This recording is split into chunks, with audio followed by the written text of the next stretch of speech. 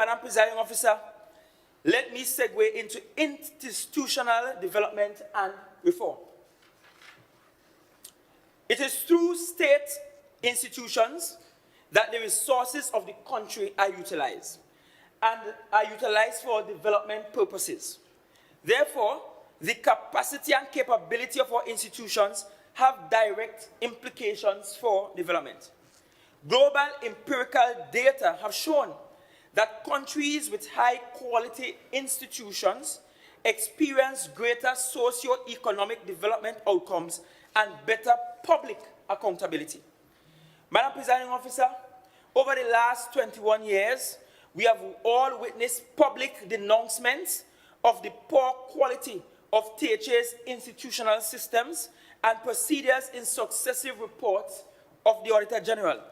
A case in point, Madam Presiding Officer, in 2006, the Auditor General's report revealed that the former THA then had in its financial statement that it had $225.8 million in a bank account, but could not provide the banking details to support this. Incredible. Madam Presiding Officer, there are hundreds of other similarly scandalous findings in every Auditor General report on the THA in the last 21 years. It is my hope that the minority councillor, who in her previous incarnation had direct responsibilities for this matter, will shed some light during her contribution in this debate. I wish to give Tobagonians and the national community the assurance that on my watch, these financial capers are a thing of the past. We're fixing this.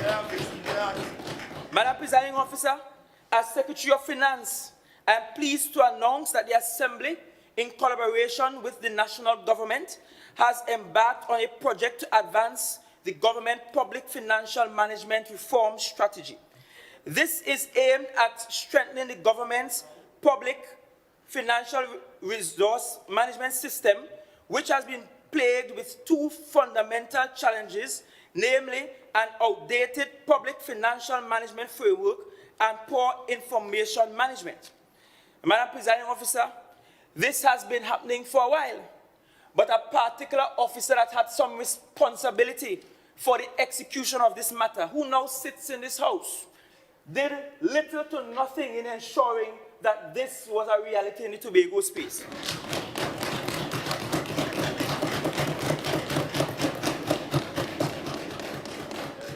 Madam Presiding Officer, I rise on standing order 45-4. Imputing improper. Against whom? You? I didn't call a name. I throw the corn, and if the yard follow up, pick it up, let the yard follow pick it up. I didn't call a name.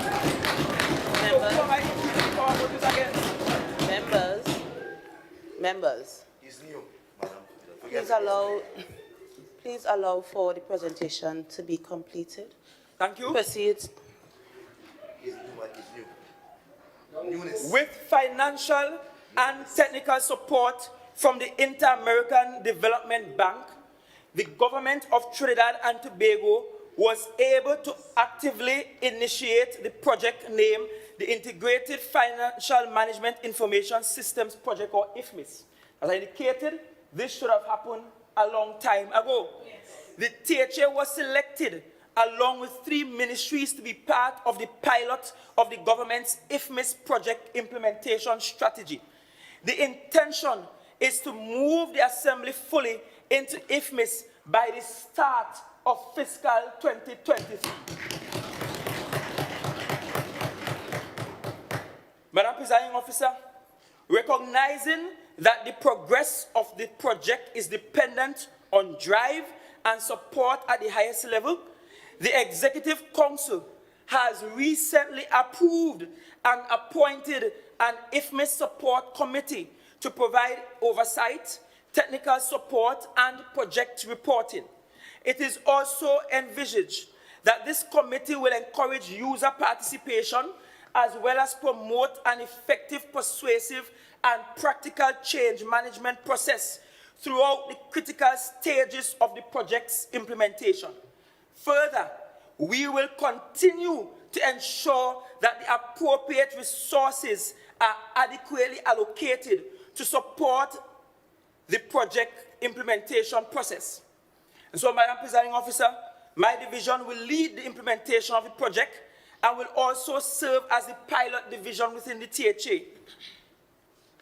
To date, the division has successfully led the first phase of the end-user training and capacity building sessions.